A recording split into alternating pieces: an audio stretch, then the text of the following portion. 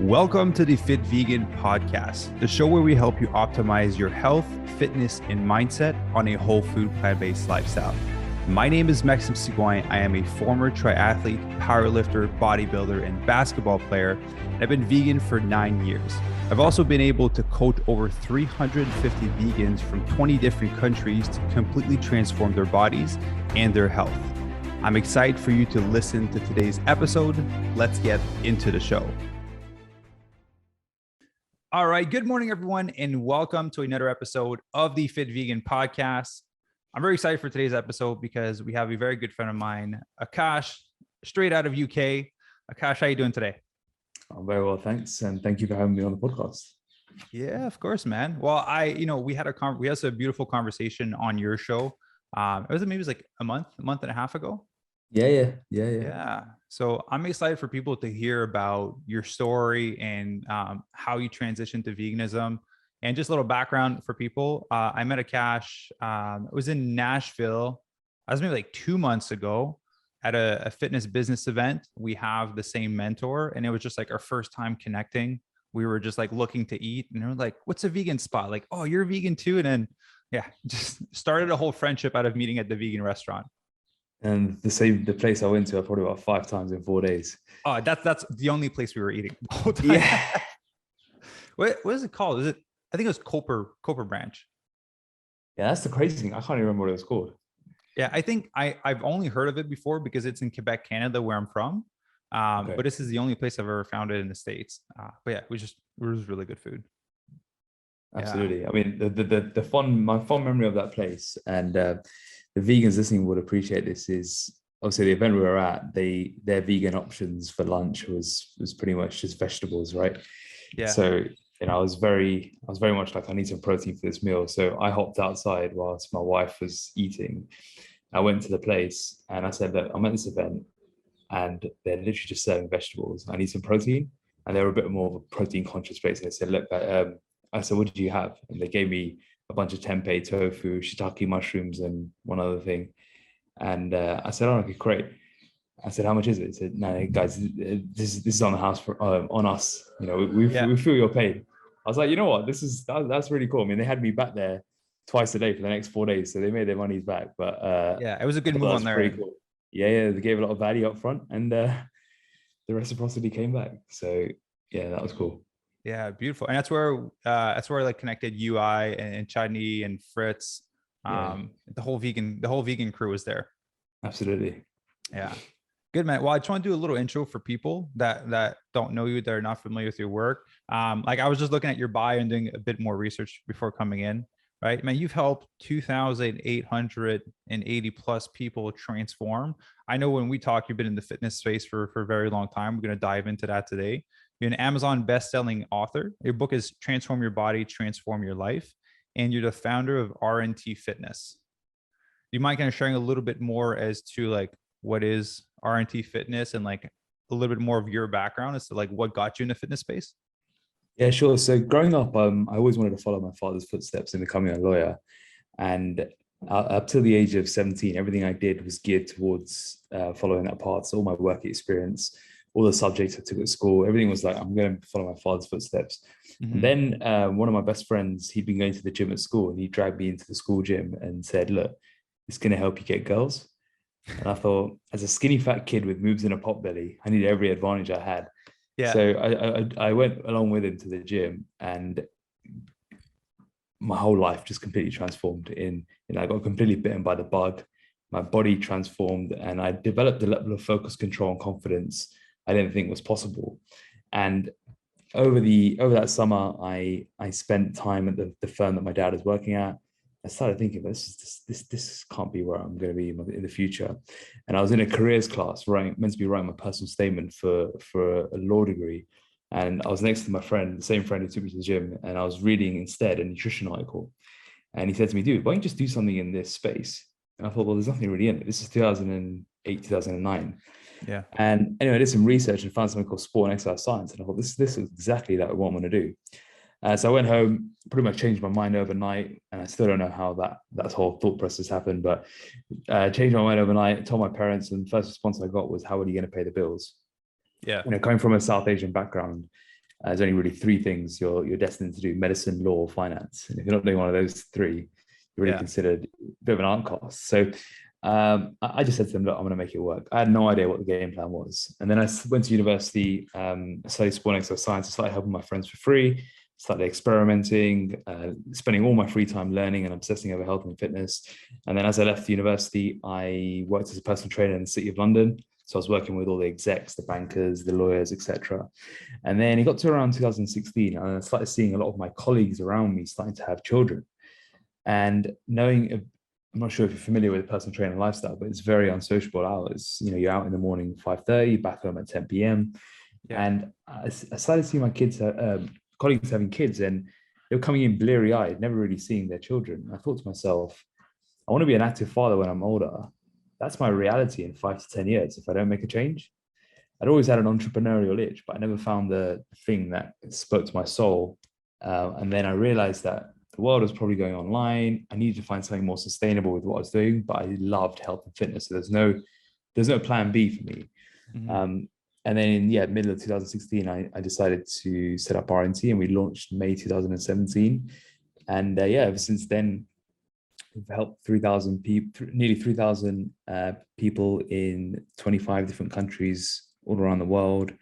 I've written a book on a unique and proven 5-phase methodology that we have. We're building our own technology to help our members not only get into jaw-dropping shape, but build a sustainable lifestyle solution to learn how to stay in shape. And I very much believe that I'm here on earth to spread the message that the physical transformation is the vehicle for all of us to do remarkable things with our life. And that brings us here. Yeah, well, that's beautiful. You do have a cool platform, because I do see you working on it and talking about it often. And I was like, I need to build my own platform. You have an amazing platform, and I agree with you. The fitness is definitely the first step to you developing the level of discipline that's required for you to have success in other areas of your life, right? And I think, like you mentioned, like you notice that for yourself too. Absolutely. I think fitness teaches you so much around business, career, high performance overall, that a few other things can do, whether it's discipline, whether it's consistency, whether it's commitment. I think it's what you can't do with physical fitness and transformation is you can't cheat it. Mm-hmm. And I talk often that the area that mindfulness and personal development is missing is that tangible action taking. Yeah. You know, you can hype yourself up and do all this personal development, but if you're still going home and stuffing yourself with food at night, you're not really changing your identity or affirming to yourself that you're doing something different. The beauty of body transformation is 24/7. This is probably why I love bodybuilding and I love pushing myself to the extreme, because there's no hiding from it. Yeah, it's a 24/7 endeavor. Yeah, it made me think of, when you go to school, university, like you can cheat your way a little bit through some of the exercises and the exam and the projects. You can wait last minute to study and then just get by and then forget all the information after. But there's no way for you to do that through a transformation. Like if you slip up or you don't live how you're supposed to live, like it'll show directly on the scale the next day or in the mirror. Yeah, one of my colleagues or one of my teammates, he says what you eat in private, you wear in public. I think it's a brilliant line. And ultimately, the body is a representation of the mind. You know, if we have drastic swings in our scale weight out of control, in an uncontrolled state, not in a muscle building or controlled, in an uncontrolled state, something's going on, and there's some stuff going on in your life that you're not dealing with, and that's the root cause of destructive behaviors and vices that we create to fill whatever hole it may be. Yeah, absolutely. It's I tell this to my members all the time. Like, let's be honest, training nutrition is easy because you tell your members how to do it, right? The hard part is getting them to stick to it. And then it's about like the belief, the mind, them becoming the person that they need to be able to stick with this consistently in the long run. So actually, I love talking about mindset, so we can wait a bit on the veganism. I want to talk about the mindset part. What have you found that has helped your members the most when it comes to helping them become the person that they need to be to consistently stick with their training and the nutrition and consistently show up? I think the key really is this is like the age-old debate, isn't it? What actually creates adherence? I feel like Yeah. we have an in-house in team like running joke, like we're going to be sitting there 80 years old still wondering why people can't stick to their diet, right? It's just dealing with humans, and ultimately it comes down to commitment, consistency, and coachability. Which on the if you're listening to this, it sounds quite wishy-washy, but the only difference I've seen in those who actually change their identity in the long run and those who don't are those who just go all in and just Yeah. commit to taking action no matter what happens. Because life's always going to get in the way. There's always going to be busy meetings, busy travel schedules, social events. There's always going to be something. You can't wait for the clearing. You just got to go all in and figure out a way to make it happen. And I think that those who do the best long term, firstly, they take the long term approach. But secondly, they really ride off momentum. I think momentum is really key to developing a transformation, because that's why you see the people that they'll sign up to something and 7 days later they've already fallen off and gone AWOL. And you think, what's happened there? Because they didn't generate enough momentum to get going. And I think once someone develops and generates momentum and uses that momentum to, we call it the checkpoint, which is the moment you get into the shape. And the reason why I use the word checkpoint and not like a deadline or an end goal is because it is that checkpoint to the long-term journey. If you get enough momentum to get there and you have the long-term education and mindset to then take it forward thereafter, where you consolidate your gains and invest in your sort of version 2.0, then you can go all the way. But if you sort of stumble your way through a diet in that first phase, it's very difficult to actually really get anywhere. You just end up sort of stuck in no man's land, spinning your wheels. Yeah. Yeah, there's a big like, I'm gonna try it for a month and see how it goes, and if it doesn't work, if I don't have what I want, if you don't get to that checkpoint in a month, then this is not the way for me to do it. Yeah. Right? There's never enough long-term like adherence for it to actually make a significant difference. Yeah, which is why you want to see results almost immediately to develop that momentum, but then you need a longer term approach to be able to see it through all the way. Yeah, absolutely. Well, I'm happy we talked about mindset, because at the end of the day, like that's the biggest thing that's going to make a difference in anyone's transformation and into the things that we're going to talk about next, which is veganism. You didn't grow up vegan. You mentioned you got in a fitness space. Like, so how long have you been training as a meat eater? Because I know you made a transition not too long ago. Yeah, so I started training when I was 17, and I turned vegan when I was 29. I'm 30 now. Okay. Yeah. So I've only been vegan I've been fully vegan since January the 1st. I dropped meat and fish 11 months exactly today. And so I actually had a bit more transition rather than overnight switch. So what made you want to do that transition? Yeah, sure. So for years and years and years, I was eating a kilo of meat a day. I thought the only way to gain muscle mass, strength, and really get any fitness gains was to eat a lot of meat and eat a lot of protein. I grew up around, everything was men's health, and all I was seeing was protein, meat.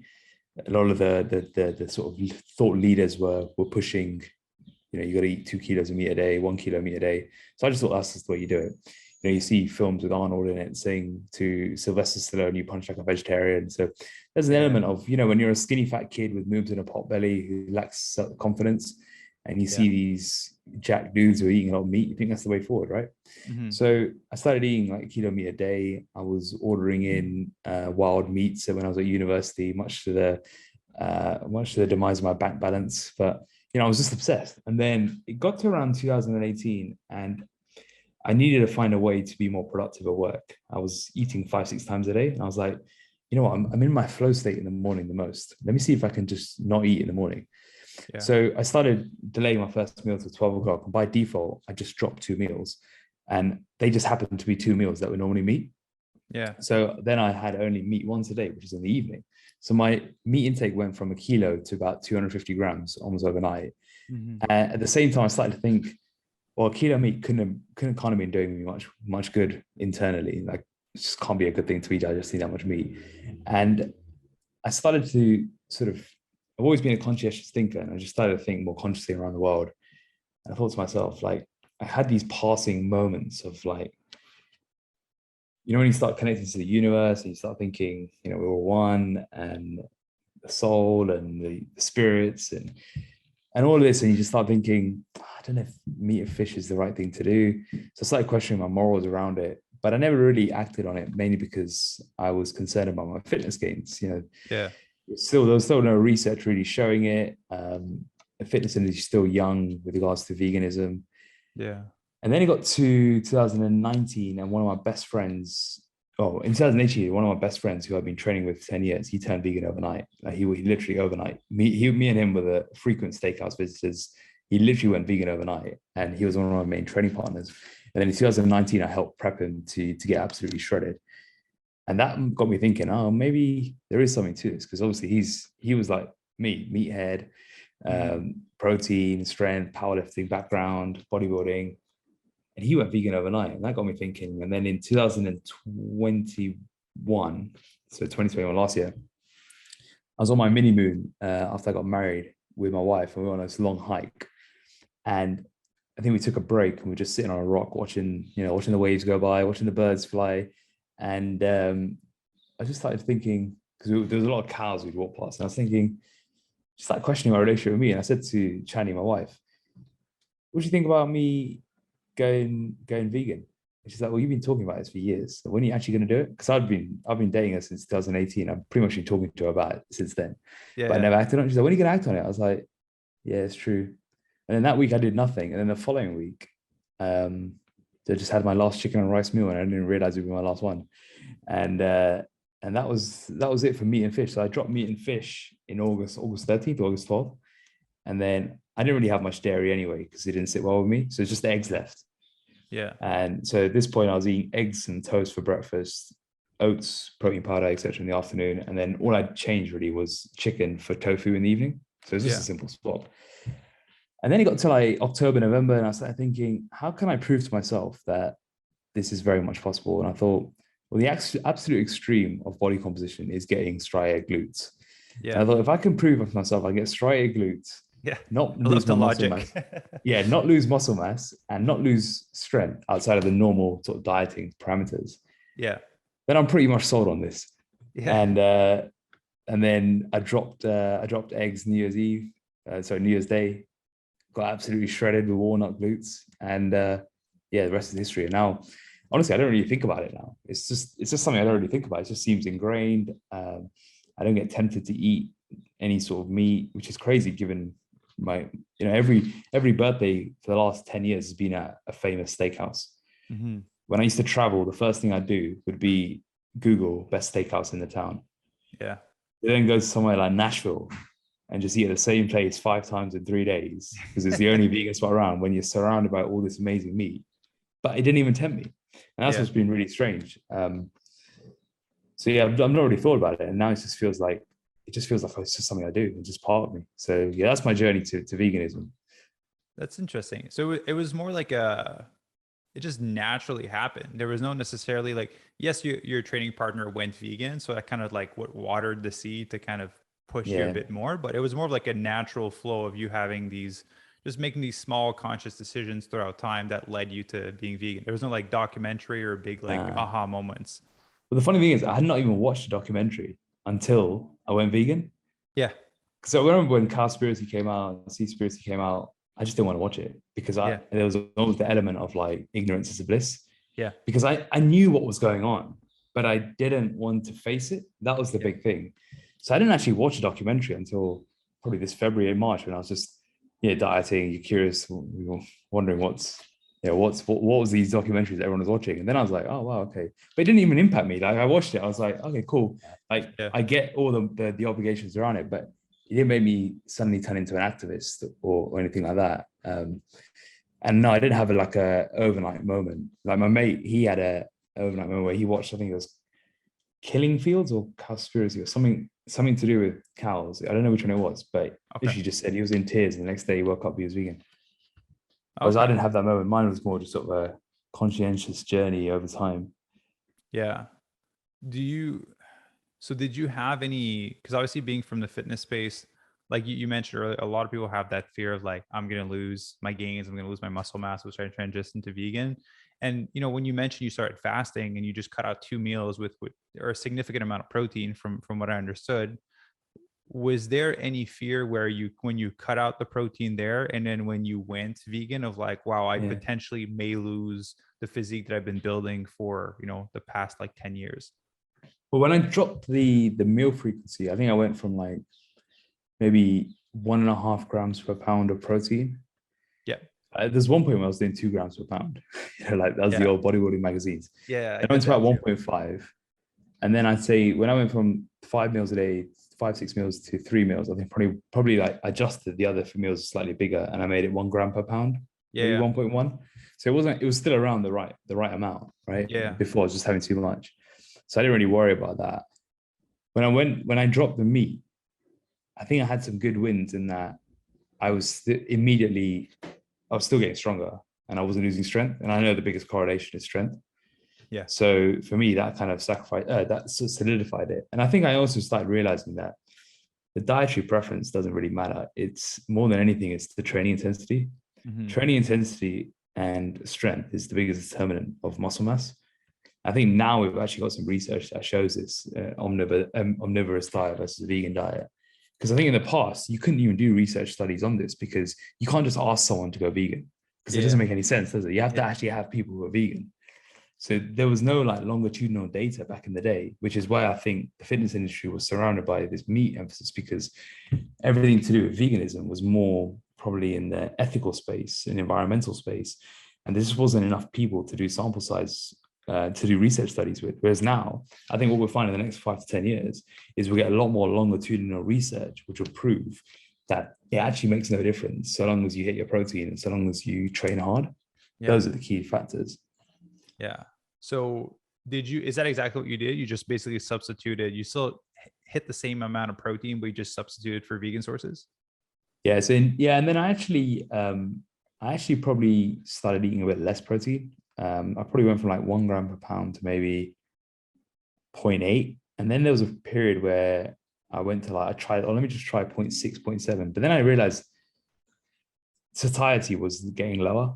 Yeah. So I just pushed it back up. And I actually prefer eating around probably 0.9 to a gram per pound, just from a satiety perspective. I Yeah. like eating protein, and it keeps me full. If I drop it too low, I think I just feel hungrier in the evening. Yeah.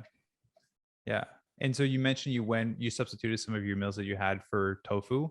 So coming from the background, because I come from the same background, skinny fat, had boobs and like a little belly, but I was like really skinny when I wore a shirt.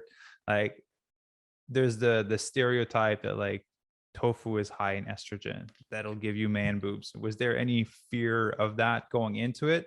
Or you're just like, nah, I just need to hit my protein? Yeah, I think there was no fear because I've trained vegans for many years, and I've seen in them that they didn't develop man boobs. So for me, that wasn't really a thing because I Yeah. saw them getting shredded, building muscle. Yeah. It was more just, oh, when it comes to me, will I lose my muscle? Right? It was one of Yeah. those ones. But Like, I'd but seen that, I'm and built different. I will yeah, lose muscle. yeah. But because I'd seen that not happen with them, I was fine with it. And again, like there's a ton of research now proving that it doesn't actually happen unless you have extortionate amounts of it, which you're Yeah. just not going to have in Yeah. a day. Yeah. Well, it would consume way more than all the calories you're supposed to consume. There was a study I interviewed Dr. Michael Greger, where we talked about like soy consumption, what's a healthy amount. It was a research done. It was like someone tried consuming 17 servings of soy per day, and they still saw like no negative effect. But it's absurd to eat 17, and you need variety in your protein. But it just goes to show that like, you can have a few servings of soy per day and be absolutely fine. So was there any struggles in terms of like, because you basically slowly transitioned to vegan, and then you're like, I'm gonna go vegan and get shredded. So you basically just got into like a cut with it. So was there Yeah. any struggles and benefits that you noticed from doing a cut as a vegan, because this was your first one? Yeah, so I've dieted before to the extreme, probably 3 times before this year. And by that I mean to bodybuilding standards. And I thought this year was the easiest diet I've ever done. Now, obviously, there's an element of experience involved, right? Each time you do it, it's easier. But I think there's a couple of factors which aren't related to veganism, but I think there's one that is, which would be the most pertinent for your listeners, and that's the satiety levels on a whole food plant-based diet. Yeah. in that when you're dieting and you're literally following a whole food plant-based diet, not mock meat substitutions. That's one thing I didn't do, by the way. I still don't have any mock meats in my diet. Yeah, good. Because of that, because I'm whole food plant-based, I couldn't believe how big my plates were. I couldn't believe how satiated I was. I wasn't abusing stimulants either, so it wasn't like I was just caffeinated out of my head that I wasn't feeling hungry. Yeah. It was that was probably the biggest thing. And when you're dieting in the past, when I was dieting in the past, and that last meal of the day in the last few weeks where your calories are pretty low, and you just got bit of rice, and a bit of veg, that can be quite demoralizing. But when you get to the end of the day and you've got a whole plate of lentils, edamame, spaghetti, tempeh, veggies, rice, you've got a whole like plate to look forward to. Psychologically, it makes things a lot easier. Yeah. So I think that was easily the biggest game changer from a vegan perspective, that I think has a lot of benefits. And this is something we spoke about when you came on my podcast, around it can have the adverse effect the other way around. When you're coming out of it, trying to gain weight, you just got to be careful in that you can actually feel full all the time, but you're not having enough calories. And I definitely struggle with that coming out the other side, in that I kept thinking I was super full. The reality was I was still under eating. Yeah. So I've had to like introduce a bit more sort of quote unquote junk food just to push the calories up for me to get my weight up again. But that's just more sort of, they're good problems to have, right? They're definitely good problems to have. So yeah, definitely the satiety is different, the volume, the diversity. Cause yeah, I remember like I did one bodybuilding show and I remember it was like chicken, broccoli, and mustard, or like red hot sauce. Like those were like your delicious meals that you were eating. Yeah, you definitely get more diversity and you get a bigger amount of food that you get to eat at a lower amount of calorie. So, I know you finished your cut like a while back. I think are you reverse dieting right now, or are you done? I've come out of reverse dieting. Yeah, I'm just sort of in maintenance mode now. Okay. So Yeah. how was, like you mentioned, as you increase in reverse dieting, what did your calories go from to like now? Yeah. So the lowest they got to was probably 1350 during the diet. Okay. And then I always try and get ready a bit early so I can kind of reverse out during. And coming out of like my peak, I was already on like 2.6, 2.7. So, I went straight up to like 3, pretty much straight up to about 3,000. The only thing is, then I was straight into traveling. So the good news is I'd always kind of like done a bit of a mini reverse before, but we both know that when you're super shredded, your body can soak up a lot of calories. Yeah. So you can be on a lot of calories, but your body weight's still low. So you still feel like you don't feel good. Like when I met you, I was still shredded to the bone. Yeah. And, while it might look good, I didn't feel good. Yeah. So traveling has been like it was a test that I did a couple of weeks in America and then a couple of weeks, 5 weeks in Bali. The good news is Bali is so plant-based friendly. And if you ever get the chance to go to Bali, you're going to love it because it's just so easy to eat vegan. Yeah. If we're in somewhere like Nashville for 5 weeks, wouldn't have been the best experience. And that was probably, if you ask about struggles, that would probably be like my biggest sort of fear. It was more than the muscle mass. It was more around how will it be when I travel around Europe, which is not always the most vegan friendly, or socializing and these sorts of things. And then I thought to myself, well, the thing I always tell myself is my convenience worth bigger than, more important than the reason why I'm doing this, right? And that sort of keeps me in check. But I've also learned in the last few months that there's certain navigations you have to take. Like, for example, if you're going out to eat and it's not your choice of restaurant, you're probably not going to get much of a protein option if it's not a vegan friendly restaurant. So you just got to be okay with the fact that you might just be eating vegetables in a risotto. Yeah. Risotto seems to be the popular thing. So you just have your protein before or after. But if it is in my control, which I try and make it most of the time, then there's so many good places now that you can eat, which definitely makes life easier. But I'd say outside of education, which luckily I have a good foundation of education, which probably helps. The other thing is just a bit of planning needs to be done, just planning ahead of time. Like I use an app called Happy Cow. I don't know if you've come across that. Yeah. I've chatted with them a few times. Oh, have you? Yeah, I use that for when I'm traveling. Yeah, that's been really useful. Yeah, it's a great app. There's I'm working on a little something with them because they're like, I think they're like based out of LA. Oh, cool. But yeah, definitely really useful app. When we went to Nashville, that's how I found that restaurant. When we Yeah, were yeah, in yeah. a convention center, I was like vegan, and then this one showed up, and then we all just ended up there. Yeah, it's exactly what we did as well. Yeah.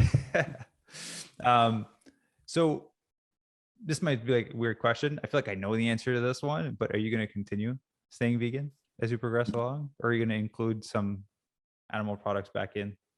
Yeah, I mean, this is the question I get asked. I was literally getting asked all the way, all these years. Are you still going to stay plant based? And honestly, can't see myself going back. Uh, Yeah.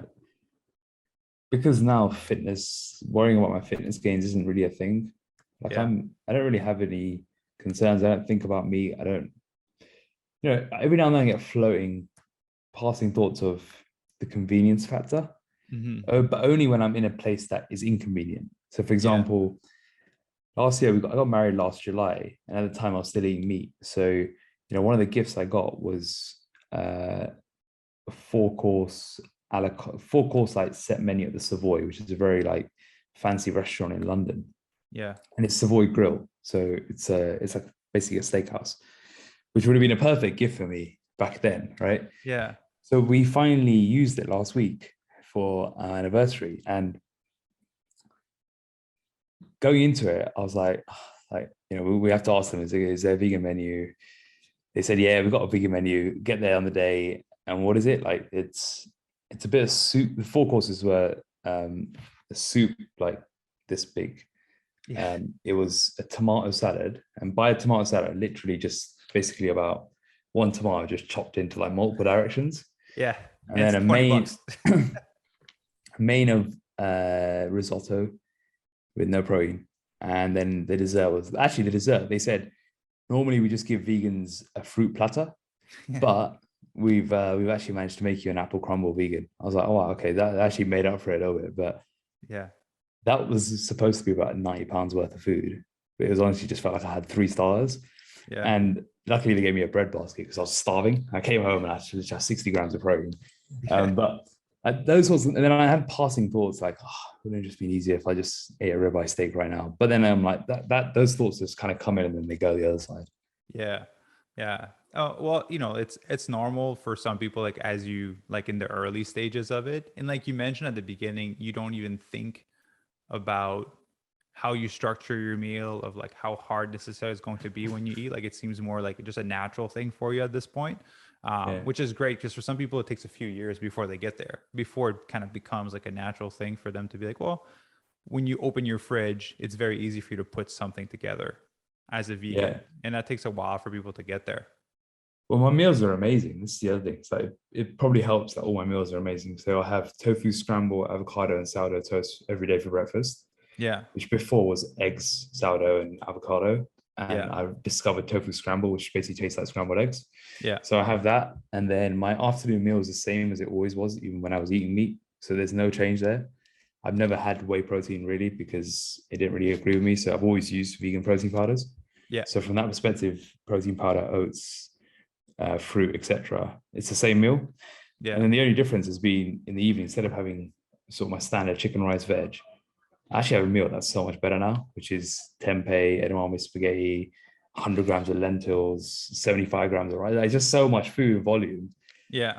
So my meals haven't they don't feel like they've changed that much. And that's probably helped a lot.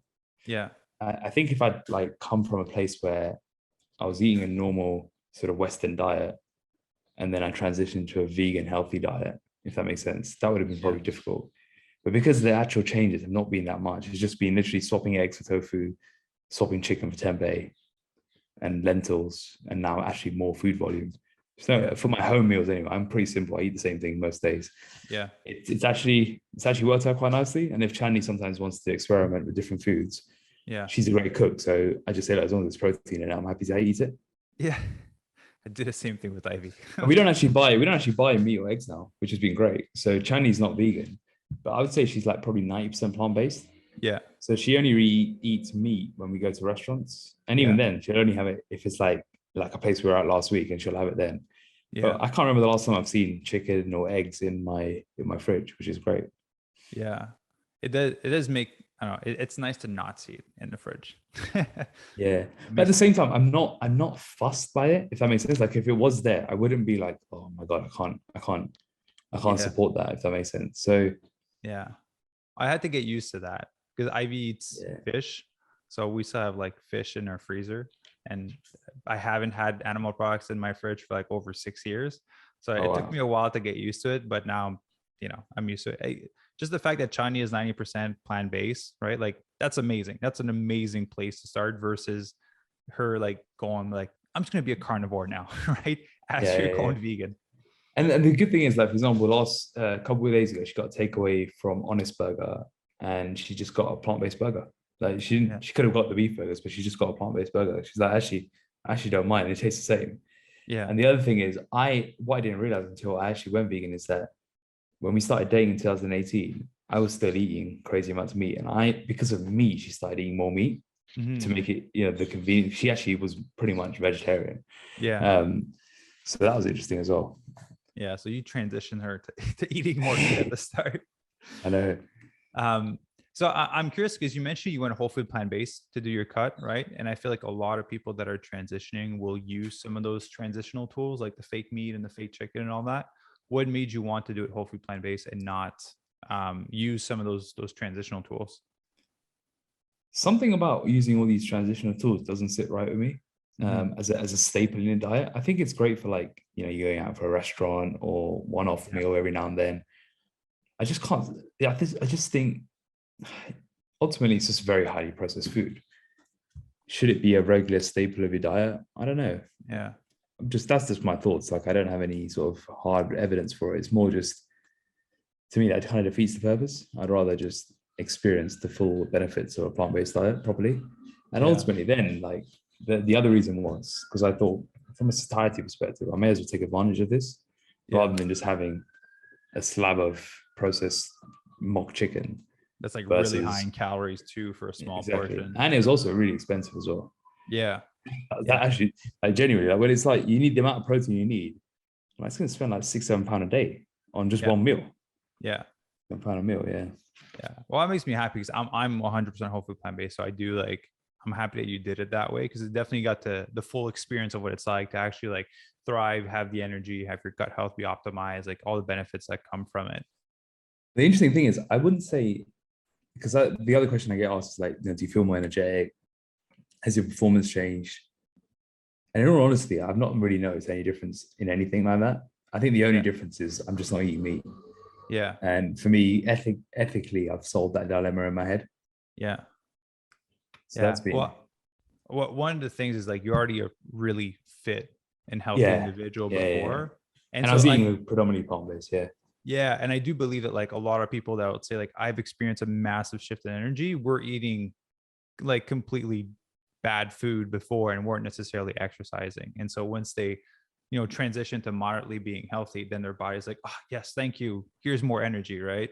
So I think that's why. But you being a fit person, like it's great because again, you were fit and you had some muscle mass. Now you're able to transition and everything remained the same, which I think is a big fear for people that have been in the fitness industry, have been working out for a long time. Like a lot of people are considering transitioning because it's so much more popular now, so much more easy available. There's science to back it up. There's the environmental, the animal cruelty aspect, but they're just like, my gains, my muscle. But now knowing that more and more people are doing it, and that's why I'm like happy you got to share your story. Like that's 100% doable. It's actually really easy to do. Appreciate that. Thank you. Yeah. You brought up something about being shredded earlier, and I just want to kind of end on that topic because you've helped a lot of people transform, and you've yourself personally have got super lean for stage. I got super lean on stage. I've helped a lot of people. There's one thing that people don't think will happen. They think that once they get shredded or really lean, that it'll solve everything. That life will just be like, all right, it's kind of like when I get there, things will be. So how did you deal with that the first time you got really lean, and how do you deal with it now? Because now you have more experience in it, because it's not what people think of like, I'm going to get a 6-pack, life will be amazing. Like it's really hard to sustain that level of leanness. Well, the first time I got shredded in 2014, I competed in bodybuilding. I won my first bodybuilding show. And the experience that followed for the following year has drastically changed my coaching for the better. But was very difficult for me to go through because I had no idea what getting shredded entails. And I had no idea the psychological, hormonal impact on your body. And I went in with no game plan. I was so fixated on the deadline, get in shape for this date, put everything into that. I had no plan for afterwards. I stopped taking pictures, stopped weighing myself. I didn't have a plan. I was told by all the bodybuilding bros that this is the time to build loads of muscle. Just keep eating. Lo and behold, I was accumulating foods foods to eat when I finished. Yeah. Long story short, 7 days after, as soon as I finished competing, I went to an all-inclusive for a week, came back 7 kilos heavier in 7 days. 6 weeks later, I was a total of 14 kilos heavier. In that 6 weeks time frame, I didn't weigh myself once. I didn't take any pictures because I just thought, just water weight or I don't need to look at the scale. Reality was I was running away from it. 14 kilos up, looked like an absolute mess. You never thought I'd just won a bodybuilding show 6 weeks earlier. And then for the following year, I spent the whole year either trying to mini diet or binging, binging. I was in a constant state of yo-yoing. I probably had a borderline eating disorder. Yeah. And I wasn't in a good place. Like I felt really bad. I felt embarrassed. And that's why, when we built the 5-phase methodology, we built a consolidation phase. And I hammered this message home to everyone in that when you get into shape, that's when the work begins. Anyone can get into shape. In fact, the starting line of my book it's a bit provocative, but it's like getting in shape is easy. Staying in shape is a whole different ballgame. And the reason why you hear those statistics of rebounding, those statistics of like you lose the weight 2 years later, you've gained it all back, or whatever those numbers are, it's real. Yeah. But for every year or 2 years that you keep it off, you have a 50% chance of keeping it off another year. And it just takes a while because getting in shape is literally just about eating less and moving more when you break it down. Staying in shape is around rewiring your behavior, mindset, and identity. You have to become someone who identifies themselves as healthy, fit, and strong. Otherwise, you'll revert back. Because when you haven't got a goal or deadline in mind, it's difficult, right? You can be at a social event and think, screw it, I'm not dieting, just eat everything. Or you're sitting on the sofa, you're bored, you've had a hard day at work. I don't want to get the Ben and Jerry's out.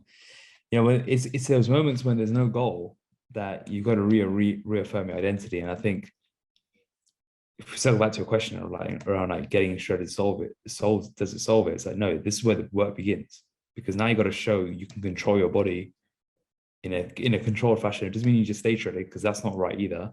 You got to find your sweet spot where you feel looking for your best, but that's going to take a lot of work and it's going to take control.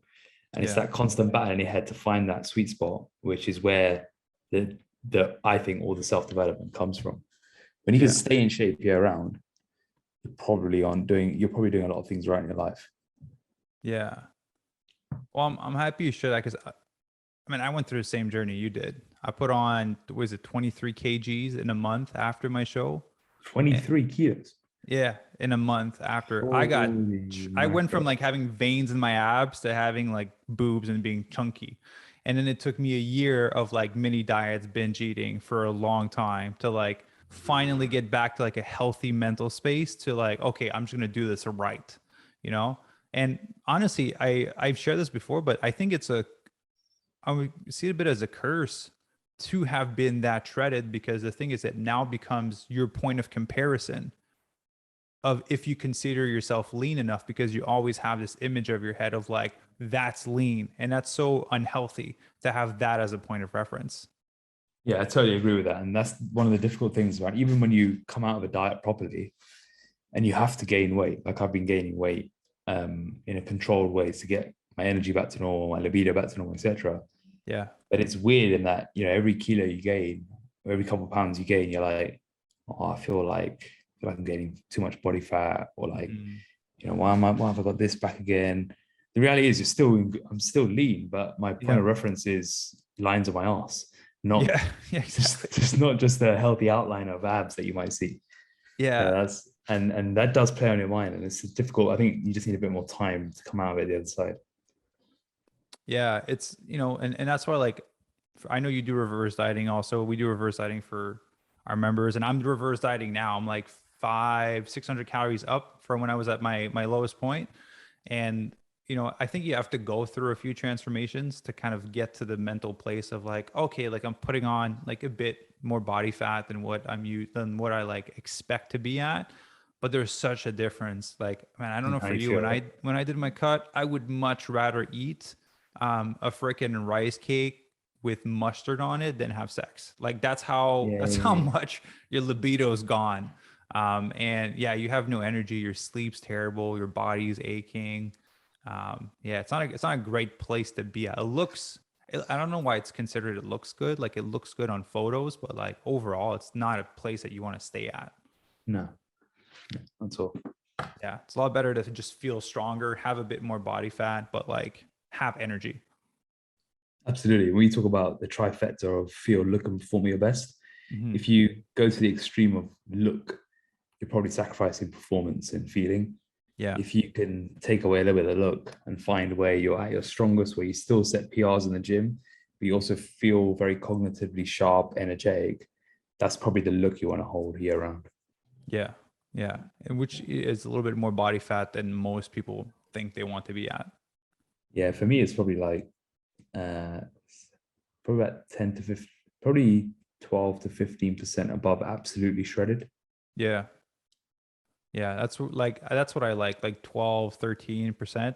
It's just like body, Yeah, like good. above my lowest weight. So if my lowest weight is 70, probably like probably about 10 to 15% above in terms of body weight, not body fat. Sorry, Oh, okay. 10%. Okay. I thought you were talking about body fat. No, Yeah. no. So my lowest body weight's here, about 10 to 15% Yeah. above that is probably where my sweet spot is. Yeah.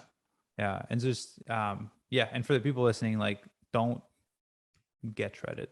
It's just experience what it's like to be lean and be healthy. And I don't know if it's a good thing for people to experience it, to know that it's not all that. But then the thing is, it becomes your point of reference for the future, which that's in and of itself is an unhealthy pattern. I personally do like the idea of, see, the reality is there's different levels of shredded as well. Yeah. So like, in fact, in my eyes, the only shredded is lines on your ass. But everyone else, they're just getting beach lean. I think Yeah. most I know. people don't have any ambitions to do what I did. Yeah. But getting beach lean is great. Photo Yeah. shoot lean is great. And I think you'll push yourself to do things you didn't think were possible in order to get there. That's where the benefits come from.